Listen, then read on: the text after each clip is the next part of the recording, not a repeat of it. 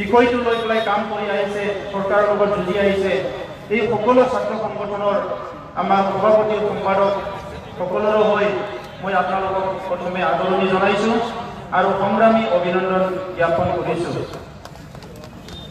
আজি আমাৰ কাৰণে এটা ঐতিহাসিক দিন আৰু এতিয়ালৈকে এই সোণাপুৰ খেলপথাৰত ৰাইজ আহি আছে, জনগণৰ খুব বৈ আছে, কিন্তু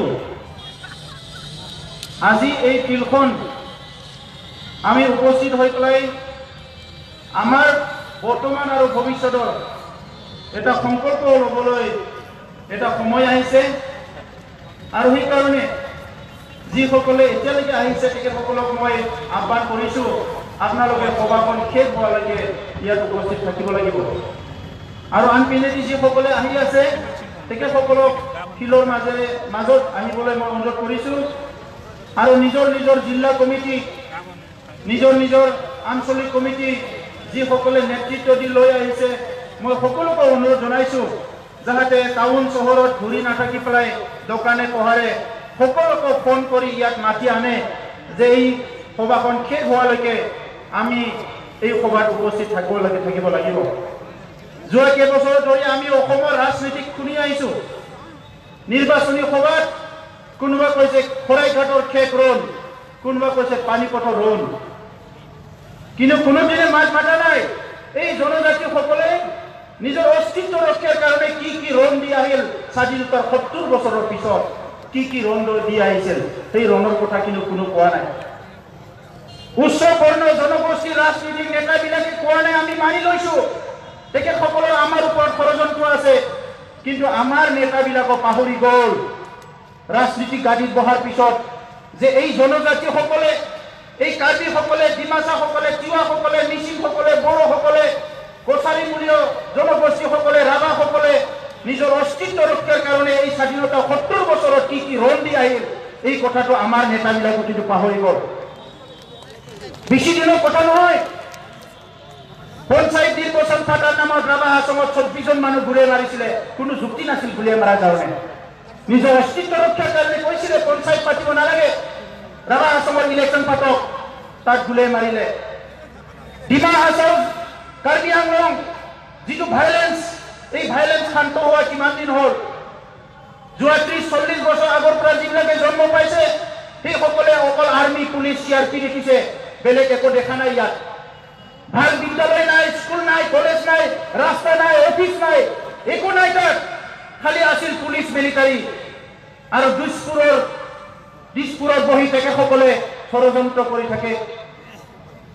আজি এই জনজাতিসকলৰ যি ইতিহাস, যি জনজাতিসকলৰ ইতিহাস ১২২৮ চনৰ পৰাই আৰম্ভ হৈছিলে। আমাৰ দুখ দুৰ্যোগৰ সময় যেতিয়া আহোমসকল ইয়াত আহিল, এই আহোমসকল অহাৰ আগত ইয়াত কোন আছিলে? এই কছাৰীসকল, কছাৰীমূলীয়, জনজাতীয়মূলীয় বিভিন্ন জাতি জনগোষ্ঠীয়ে নিজৰ নিজৰ ৰাজ্য, নিজৰ নিজৰ দেশ ইয়াত লৈ পেলাই শান্তিৰ সম্প্ৰীতিৰে নিজৰ ভাষা, সংস্কৃতি, অস্তিত্ব, ৰীতি নীতি, ভাষা সংস্কৃতি চব লৈ পেলাই শান্তিৰে ৰাজত্ব কৰি আছিলে, বসবাস কৰি আছিলে। কিন্তু সেই সময়ৰ পৰা আৰম্ভ হ'ল আৰু সেই সময়ৰ পৰা আৰম্ভ হ'ল সেইসকলে আজি ১২২৮ চনৰ পিছত, ২০০০ চনৰ পিছত আকৌ যিসকলে স্বাধীন অসম বিচাৰিছিলে স্বাধীন কৰিব নোৱাৰিলে। একাংশই ভাৰত চৰকাৰৰ ক্ষমতা, ভাৰত চৰকাৰৰ ওচৰত আঁঠু কাঢ়ি পেলাই তেখেতসকলে আজি ভাৰত চৰকাৰৰ ওচৰত তেখেতসকলে কিয় মানিলে, তেখেতসকলে সংগ্ৰাম কৰিব নোৱাৰিলে। কিছুমানে সেই ভাৰতবৰ্ষৰ শাসন যন্ত্ৰৰ গাদীত বহিলে আৰু তেখেতসকলে নিজৰ অস্তিত্ব ৰক্ষাৰ সৰ্বস্ব শেষ কৰি আহি আজি টাৰ্গেট কৰিছে এই জনজাতি মূলীয় শান্তি সম্প্ৰীতি বিচৰা, নিজৰ ভাষা সংস্কৃতি ৰীতি নীতি লৈ শান্তিৰে বসবাস কৰা, অসমৰ এই বিভিন্ন প্ৰান্তত বসবাস কৰা, ভাৰতবৰ্ষৰ উত্তৰ পূৰ্বাঞ্চলত বসবাস কৰা, বিশ্বৰ এই প্ৰান্তত বসবাস কৰা আমাৰ কাৰ্বি ভাই, আমাৰ মিচিং, বড়ো এই জাতি জনগোষ্ঠীসকলৰ কিঞ্চিত অধিকাৰটো এতিয়া টাৰ্গেট কৰিছে। ইয়াতকে দুৰ্ভাগ্যজনক আৰু একো হ'ব নোৱাৰে, ইয়াতকে দুৰ্ভাগ্যজনক একো হ'ব নোৱাৰে। আমি ভাবিবই পাৰে ওপৰত যায় না তলত আহে চৰকাৰৰ নীতিটো কি যিসকলে পিছ পৰি আছে ইহঁতক ওপৰত নিবৰ কাৰণে চৰকাৰী নীতি হ'ব লাগে যিসকলে আগবঢ়াই ইহঁতক তলত আনাৰ নীতি আমি দেখিবলৈ পোৱা নাই এই অসমত এই ভাৰততে দেখিছো আজি ক'বলৈ বেয়া লাগে মই কোনো আহোমৰ লগত শত্ৰু নহয় মই তেখেতসকলক মৰম কৰোঁ সন্মান কৰোঁ তেখেতসকলক ইতিহাস পঢ়ি ভাল পাওঁ তেখেতসকলৰ যি গৌৰৱময় মানে ৰাজত্ব কৰা সেই ইতিহাসবিলাক পঢ়িবলৈ ভাল পাওঁ কিন্তু আজি কি হ'বলৈ গৈ আছে যিসকলে স্বাধীনতাৰ আগত ৬০ বছৰ ৰাজত্ব কৰিলে আৰু স্বাধীনতাৰ পিছতো আজি অসমৰ ৰাজত্ব কৰি আছে সেইসকলক জনজাতিকৰণ কৰিব এই যে নীতি সেই নীতিটো আমি কেনেকৈ মানি ল'ব ৰাইজ মানি ল'বলৈ সাজু আছিলে কোনোবা সাজু আছিলে সৰ্বানন্দ এইখিনি নুশুনে এছেম্বলি বহি আছে কোনোবা সাজু আছিলে আমি থিয় দিব লাগিব ভাৰতৰ সংবিধান কাৰো কাৰণে নহয় সকলোৰে কাৰণে আৰু এই সংবিধান ৰক্ষাৰ কাৰণে যিসকলে কাম কৰি আছে RGI NCST কমিশ্যন এই RGI NCST কমিশ্যনে 8 বাৰকৈ ST হ'ব নোৱাৰে বুলি ৰিজেক্ট কৰি আছিলে ST হ'ব নোৱাৰে সেই জনগোষ্ঠীবিলাকৰ কোনো ক্ৰাইটেৰিয়া ফুলফিল নকৰে তেখেতসকলে আমাৰ নিচিনা ৰীতি নীতি আমাৰ নিচিনা সংস্কৃতি আমাৰ নিচিনা ভাষা ধৰ্ম এইবিলাক নাই যিসকলে আজি এই 70 বছৰে আমাক তাচ্ছিল্য কৰি আহিলে ভাৰত স্বাধীনতাৰ আগত আমাক কছাৰী বুলি পেলাই আমাৰ পানী নাখায় আমাৰ ঘৰত ভাত নাখায় আমাৰ চোতালত নাযায় আমাৰ লগত বিয়া নপৰে আমাৰ ল'ৰাবিলাকৰ লগত এই জনগোষ্ঠীবিলাকে আজি আহি পেলাই আমাৰ লগত একেলগে থাকিব বিচাৰিছে তেখেতসকলে সংকটত ভুগিছে এইটো নহয়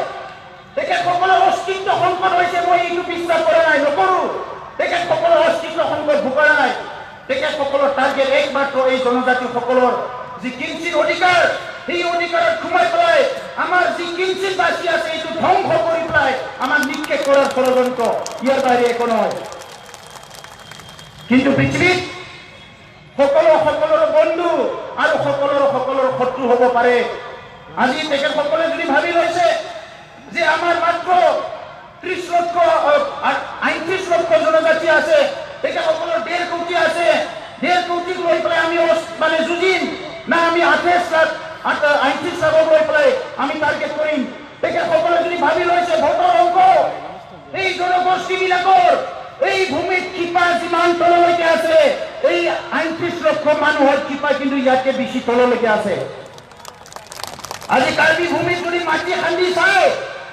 100 ফুট তলত 200 ফুট তলত তাত কোনোবা আহোমৰ হাতী নাপাব তাত কাৰ্বিৰে হাতী পাব আজি মিচিং লেণ্ডত মিচিং অঞ্চলত যদি মাটি খান্দি চাই তাত তলত 100 ফুট 200 ফুট তলত কোনোবা ৰাজবংশীৰ হাতী নাপাব ইয়াত মানে মিচিঙৰে হাতী পাব এই কথাটো মনত ৰাখিব আৰু এই খিলঞ্জীয়া মানুহক ভূমিপুত্ৰসকলক তিলকে আপোনালোকে মাৰি পেলাইছে এটা সময়ত অটোনমাস কাউন্সিল দিলে কংগ্ৰেছে 15 বছৰ 17 বছৰ ইলেকশ্যন নাপাতিলে ইয়াৰ পিছত ইলেকশ্যন পাতিলে ইয়াৰ পিছত প্ৰতিশ্ৰুতি দিলে সকলোকে শিক্ষিত দিয়া হ'ব সৌখিনিৰা অখিল গগৈ ডাঙৰীয়া কৈছে নাগালেণ্ডৰ নিচিনা বোলে 371A পাব অসমে এইবিলাক যদি জনজাতিকৰণ হ'ব লাগে হৈ যায় আহোম চুতীয়াসকলৰ যদি জনজাতি হৈ যায় 371A ভালদৰে পঢ়ি লওক নাগালেণ্ডে ST হোৱাৰ কাৰণে 371 নহয় তেখেতসকলে স্পেচিয়েল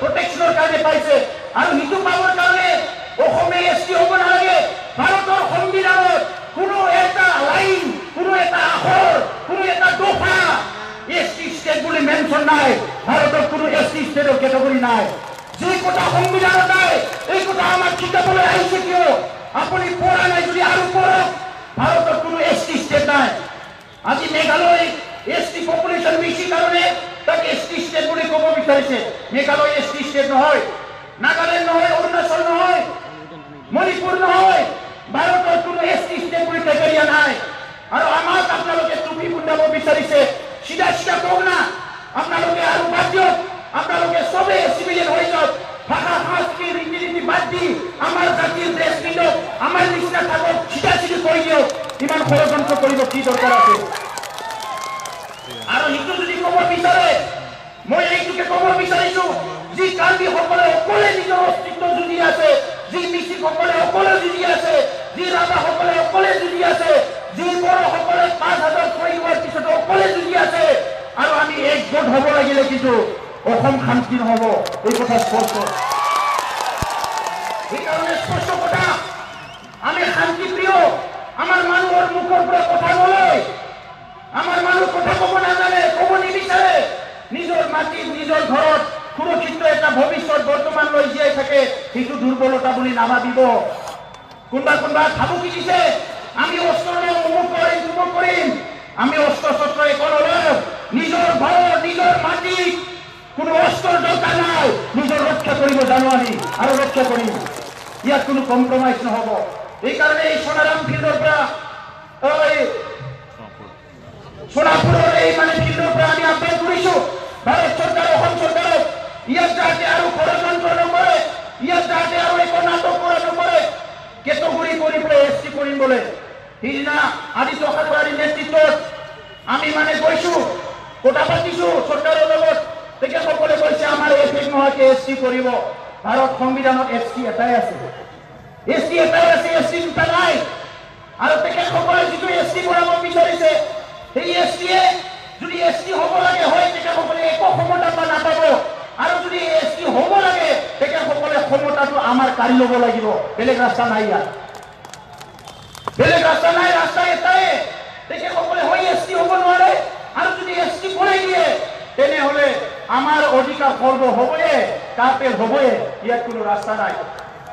সুপ্ৰিম কোৰ্টে ডিক্লেয়াৰ দিছে মানুহ এজনৰ ধৰ্ম সলনি হ'ব পাৰে, বিশ্বাস সলনি হ'ব পাৰে, কিন্তু কাষ্ট জাতি সলনি হ'ব নোৱাৰে। কিয়নো জাতি নিজৰ পিতৃ মাতৃহে নিৰ্ধাৰণ কৰে। মোৰ মা বড়ো, মোৰ দেউতা বড়ো, মই ব্ৰাহ্মণ বুলি ক'লে নহ'ব।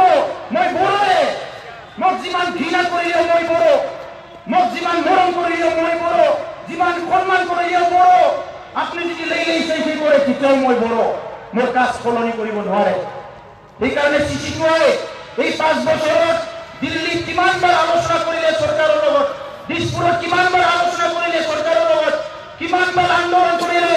আৰু আমি বিশ্বাস আৰু আস্থাত লৈছিলো এই সৰ্বানন্দ সোণোৱাল ডাঙৰীয়া জনজাতীয় মূল্য মানুহ বোলে চবে কৈছে। চিফ মিনিষ্টাৰ হোৱাৰ দিনা আমাক চবকে কৈছে, এতিয়াতো আপোনালোকে অন্তত খুচ হয় না, এটা জনজাতীয় মানুহ এছটি হ'ল। চাউখন জনজাতি হ'লে নহ'ব, মাক দেউতাক জনজাতি হ'লে নহ'ব, হৃদয় এখন জনজাতি হ'ব লাগিব। আৰু জনজাতি হোৱা একো পাপ নহয়। আজি 21 শতিকাত যদি তেখেতে ভাবিছে মই নিজকে জনজাতি কৰি ল'লে জনজাতি ৰক্ষণাবেক্ষণৰ কথা ক'লে পাপ হ'ব। পৃথিৱীত জনজাতীয় মানুহবিলাক বহুত আগবাঢ়ি গ'ল। আমাৰ নিচিনা একে মংগোলীয় মানুহ, কেঁকোৰা শামুক খোৱা জাপান, চাইনা চব বহুত আগবাঢ়ি গ'ল। সেই মানুহবিলাকক আজি যদি কোনোবাই লৈছে খুচাইছে কৰিব বিচাৰিছে, এই কথাটো কিন্তু আপুনি ভাবি চাওক। এই কথাটো খাদ্যৰ লগত নহয়, এই কথা ধৰ্মৰ লগত নহয়, এই কথা ছালৰ লগত নহয়। আজি যদি কোনোবা বৰ্ণবাদৰ ৰাজনীতি কৰিছে, এই তেখেতে লজ্জাজনক কাম কৰিছে, তেখেতে গৰিহণাৰ পাত্ৰ। সিদিনা দেখিছো আমি আপাৰ আসামত আদিত্য ঠাকুৰীক বেন কৰিবলৈ যাব নিদিয়ে। আদিত্য ঠাকুৰী কোন আপুনি বুজি চাইছে? আদিত্য ঠাকুৰীৰ কিমান তললৈকে আছে আপুনি জানে? আজি আদিত্য ঠাকুৰীক আপাৰ আসামত বেন কৰিব। কোনে বেন কৰিব? কিহৰ কাৰণে কৰিব? এই বেন কৰি ৰাজনীতিটো বাদ দিয়ক। আপোনালোকক আমি বেন কৰা নাই, আমাকো আপোনালোকে বেন নকৰিব। সামাজিকভাৱে আমাৰ কাৰো লগত শত্ৰুতা নাই, সামাজিকভাৱে আমি কাৰো লগত শত্ৰু নহয়। এই ভূখণ্ডত আমি বসবাস কৰি আছো, দাদা ভাই হিচাপে বসবাস কৰি থাকিম। কিন্তু চৰকাৰী যিটো ষড়যন্ত্ৰ, এই ষড়যন্ত্ৰটো আমি কেতিয়াও মানি নলওঁ। তো এই কাৰণে CCTOAৰ লগত যিখিনি প্ৰায় ত্ৰিপাক্ষিক বৈঠক হৈ গ'ল, ভাৰত চৰকাৰৰ হোম মিনিষ্ট্ৰী, ইভেন হোম মিনিষ্টাৰে কথা দিছিলে যে এই কামটো আমি নকৰোঁ। RBIয়ে কথা দিছিলে, NTSCয়ে কথা দিছিলে, কিন্তু ৰাতাৰাতি এদিনতে চব সলনি কৰি তেখেতসকলে বিল লৈ আহিল। আজি কেটেগৰী এছটি কৰিব লাগে, আমাৰ সুৰক্ষাই দিব লাগে। বিলটো কিয় ৰাজ্যসভাৰ আগতে আনিলে? ইয়াৰ আগতে কেটেগৰীটোত আপোনালোকে কিয় নকৰিলে? যদি আমাৰ প্ৰতি মৰম আছিল, আমাৰ প্ৰতি বিশ্বাস আছিল, তো এই কাৰণে এই চৰকাৰক বিশ্বাস কৰিব নোৱাৰে। আজিও কৈ আছে পাছ নকৰো, অমুক নকৰো, তুমুক নকৰো, একে কথা কিন্তু 6 জনগোষ্ঠীকে কৈ আছে। সেইকাৰণে শৰাইঘাটৰ ক্ষেত্ৰত আমি আছো নে নাই মই নাজানো, তেখেতসকলে আজিও শৰাইঘাটৰ ৰণক আজিও জীয়াই ৰাখিছে। কিন্তু জনজাতীয়সকলৰ জীয়াই ৰখাৰ যিটো এই যে সোণাপুৰৰ শেষ ৰণ, এই ৰণটো কিন্তু মনত ৰাখিব লাগিব। এই সোণাপুৰৰ শেষ ৰণ, এই সোণাপুৰৰ শেষ ৰণটো মনত ৰাখিব লাগিব। জাতি হিচাপে জীয়াই থাকিব বিচাৰিছে যদি আমি সংগ্ৰাম কৰিব লাগিব। আজি আমাৰ মাজত বিষ্ণু ৰাভা নাই, আমাৰ মাজত ভীম দেউৰী নাই, আমাৰ মাজত আজি ৰূপনাথ ব্ৰহ্ম নাই, আমাৰ মাজত আজি চেমচং প্ৰেৰণ নাই, কিন্তু আমি বৰ্তমানে জীয়াই থকা এই তেখেতসকলৰ তেজ যিসকলে আজি ৰাখিছে সেইসকলে কিন্তু যুঁজিব লাগিব। সেইকাৰণে ৰাইজ, মই বেছি ক'ব বিচৰা নাই। আমাৰ সাহিত্য সভাৰ নেতৃবৃন্দ আছে, সংগ্ৰামী নেতৃবৃন্দ আছে, সকলোৱে ইয়াক মানে বক্তব্য ৰাখিব। আমি CCTOA হৈ মই এইটোকে ক'ব বিচাৰিছো যে আমি অতি শীঘ্ৰে CCTOA আৰু ইমাৰ্জেঞ্চি এটা মিটিং কল কৰিম। আমি ছাত্ৰ সংগঠনবোৰে মিলি, আমাৰ পেৰেণ্ট অৰ্গেনাইজেশ্যন সাহিত্য সভাৰ লগত মিলি কথা পাতি আমাৰ সংগ্ৰাম আমি কণ্টিনিউ কৰিব লাগিব। আমাৰ হাতত বিকল্প নাই। সেইকাৰণে প্ৰথম অস্ত্ৰ হ'ল সংগ্ৰাম, আন্দোলন। আজি কেৱক লৈ পেলাই তেখেতসকলে আন্দোলন কৰিছে, কেৱক লৈ পেলাই কোৱা মানুহ বহুত আছে, ACP আছে, কংগ্ৰেছ আছে, বহুত আছে। আপোনালোকে টিভিত চাইছে পেপাৰত? আজি ইয়াত কেইটা চেনেল আহিছে, কেইটা চেনেল, 2টা বা 3টা, 1টা 2টা চেনেল আহিছে। বহুত নিউজ পেপাৰত কালি এইখিনি মানুহ যে ভোট হৈছে ইয়াত নিউজ নোলাব। এতিয়া চবে মানে মাথা ঘুমাই লৈছে যে জনজাতি কৰক, অসম বাঁচাও, জনজাতি কৰক, অসম বাঁচাও। আপোনালোকে নিজে সংগ্ৰাম কৰিব নোৱাৰি বেলেগৰ কাণ্ডত এই সংগ্ৰামটো জাপি দিবলৈ চেষ্টা নকৰিব। আমি নিষ্ঠাৰে, সততাৰে, আত্মাৰে আপোনালোকৰ এই যে সংগ্ৰাম, আমাৰ সংগ্ৰাম চিটিজেনশ্বিপ এমেণ্ডমেণ্ট বিলত আমি সদৌ অসম ছাত্ৰ সন্থাৰ নেতৃত্বত যোগদান কৰি আহিছো। আজিও কৰিছো, আগতো কৰিছো, কোনো স্বাৰ্থ লৈ কৰা নাই।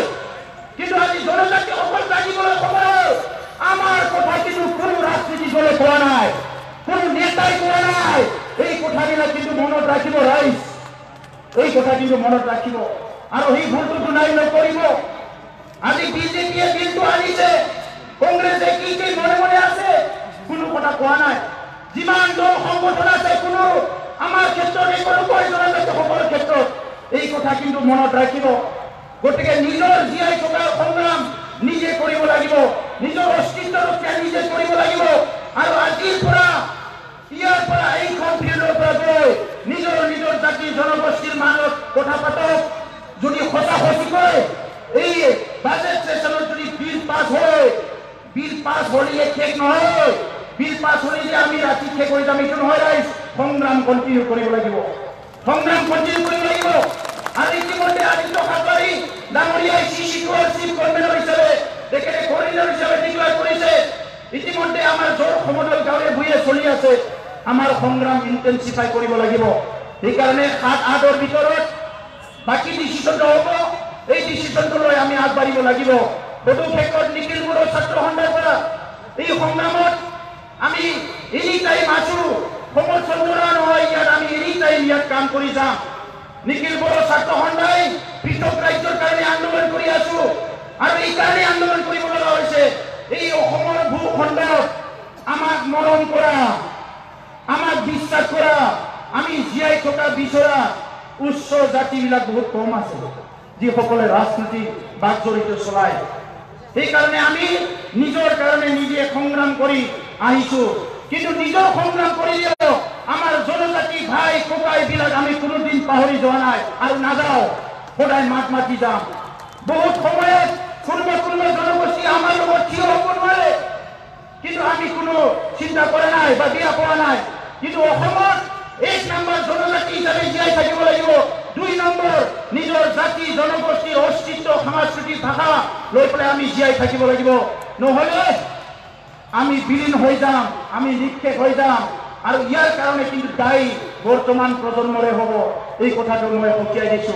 আৰু ইয়াৰ লগত সদস্যসকলে এই কথাই ক'ব বিচাৰিছো, আজি যিসকলে খন্তেকীয়া ক্ষমতা লৈ গাড়ী কৰি আছে কাউন্সিলবিলাকত, BTC কাউন্সিল বাৰে বাৰে NOC দিয়ে, ৰাজনীতিক স্বাৰ্থ দিয়ে বুলি কয়, অমুক তুমুক তুমুক, কিন্তু থিয় হয় তেখেতসকলে কিন্তু আমাৰ শত্ৰু যিসকলে আমাৰ বিপক্ষে থিয় হয় তেখেতসকলে আমাৰ শত্ৰু এইটো দাদা ভাইৰ কথা নাই আৰু শত্ৰু কোন মিত্ৰ কোন এইটো চাব লাগিব সেইকাৰণে বাকী কাউন্সিলবিলাকক আজি ইয়াৰ পৰা আমি আহ্বান কৰিব লাগিব তেখেতসকলে চৰকাৰৰ লগত যি কথা পাতে গ্ৰুপ অফ মিনিষ্টাৰৰ লগত যি কথা পাতে তাত যাতে কাৰো কথা বিচলিত নহয় জনজাতি সুৰক্ষাৰ কথাটো যাতে স্পষ্ট হয় এই কথাটো আমি তেখেতসকলক সকীয়াই দিব লাগিব এইখিনিকে কৈ সকলোকে পুনৰ আদৰণি জনাই সংগ্ৰামী অভিনন্দন জনাই আজি যি এই সোণাপুৰৰ যি বিশাল বড়ো সমাৱেশ এই সমাৱেশটো আমাৰ জনজাতিসকলৰ জীয়াই থকাৰ শেষ ৰণ হিচাপে লৈ আমি আগবাঢ়ি যাব লাগিব এই কথাকে আপোনালোকক পুনৰ এটা সংকল্প হিচাপে মনত ৰাখিবলৈ আহ্বান জনাই মোৰ বক্তব্য সামৰিছোঁ